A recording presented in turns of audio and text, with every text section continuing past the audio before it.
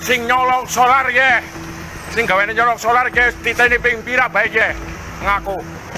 Pom bensin. Belakangan viral video seorang petugas SPBU ribut dengan sopir, diduga lakukan kecurangan di SPBU Blambangan, Kecamatan Bawang, Banjarnegara, Sabtu, tanggal 26 Februari tahun 2022, siang.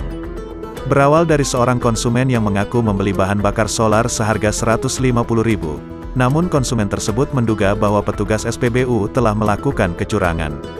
Solar yang diminta konsumen dengan harga Rp150.000, ternyata petugas SPBU tersebut diduga hanya diisikan seharga Rp100.000, sehingga konsumen dan petugas SPBU sempat terjadi cekcok di area SPBU tersebut.